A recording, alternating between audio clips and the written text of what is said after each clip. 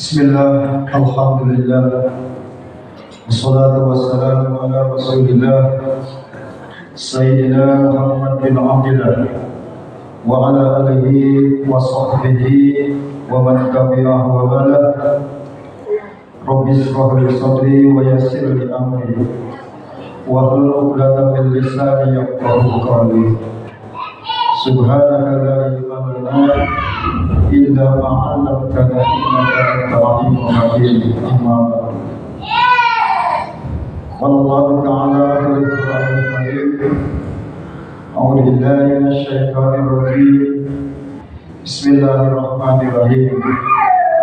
Shahrul Ramadan alladzi unzila fihi al-Qur'an hudan lin-nasi wa bayyinatin minal huda wal furqan ila akhir ayat.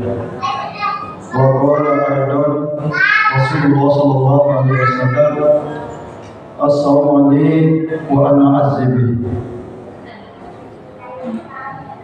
Hadirin jamaah salat tarawih, para shaimin dan shaimat yang dimuliakan Allah Subhanahu wa taala. Alhamdulillah, tiada yang pantas kita ucapkan kepada Allah Subhanahu wa taala. Kita sudah melaksanakan ibadah saum, masuki hari yang kedua, dan insya Allah kita hari besok masuki hari yang ketiga.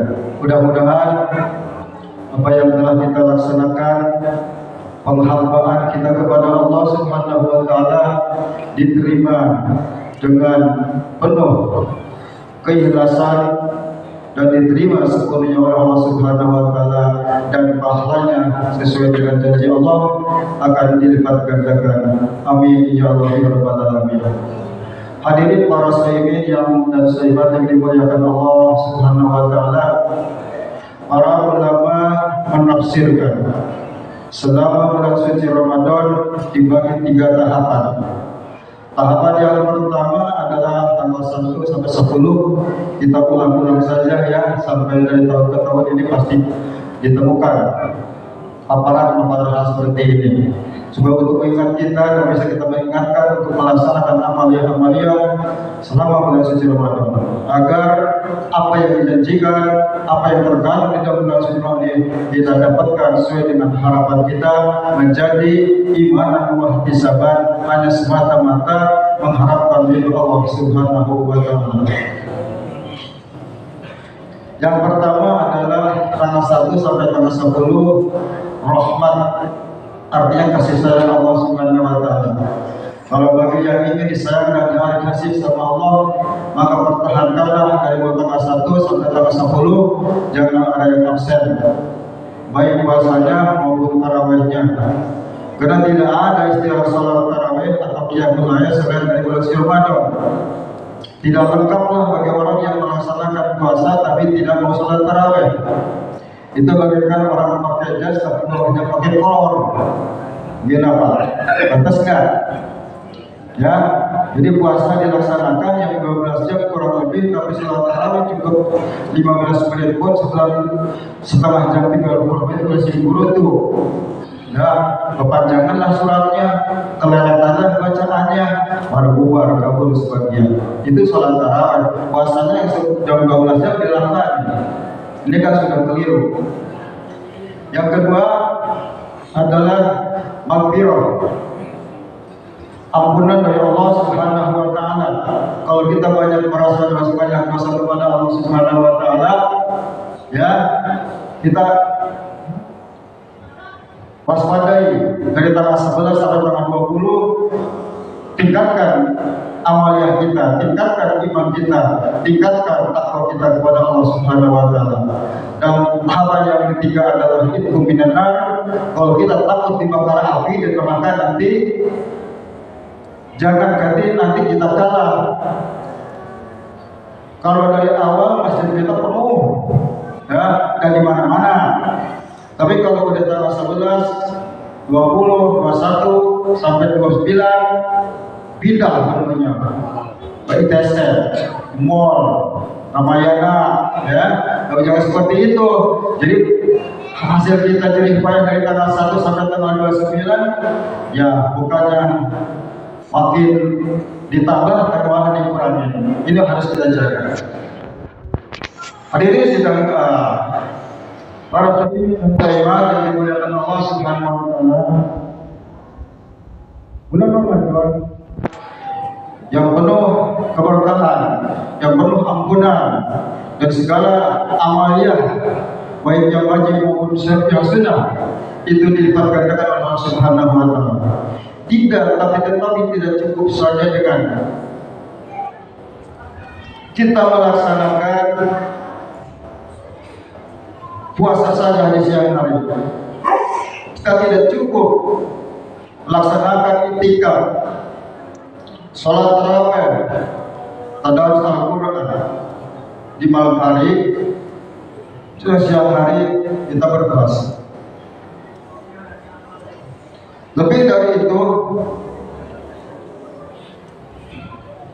harus kita mengupayakan agar di dalam bulan puasa ini, selama bulan puasa ini berada satu latihan atau berupa pendidikan dari Allah Subhanahu wa taala khususnya bagi umat muslim.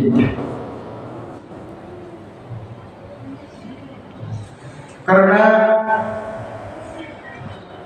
kalau cuma sekadar kita puasa hanya menahan rasa lapar, rasa haus, dan tidak membentengi hal-hal yang berkaitan dengan rambu-rambu selama menjalankan ibadah di bulan suci Ramadan ini, maka puasa itu akan sia-sia. Kita sudah cukup pemberulan sebelum memasuki bulan Ramadan. Kita pun sudah sempat mengundang penceramah kondang, yaitu Bapak Endang Patria. Sudah padat cukup pemberian dari beliau, tinggal kita bagaimana menerimanya dan mengaplikasikannya, mempraktekkannya.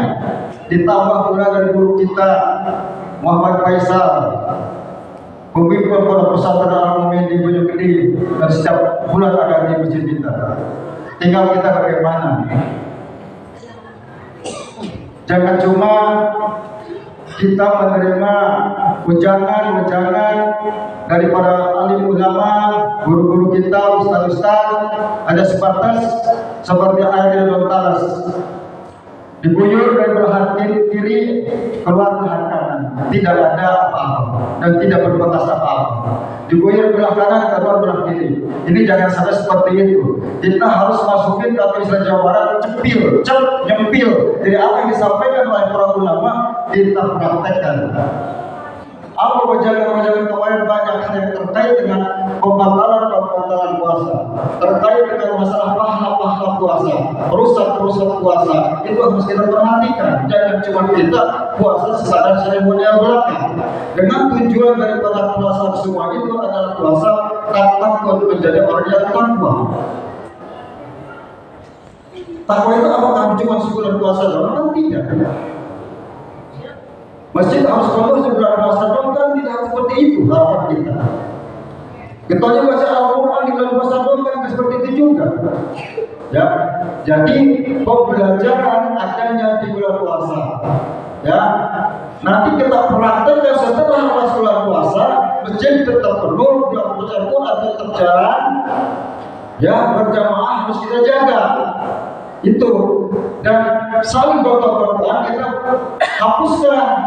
Karena bulan puasa itu menghapus segala dosa-dosa yang kita lakukan, ya. Sehingga dalam sebuah hadis menyatakan barang siapa yang berpuasa tapi tidak bisa menjaga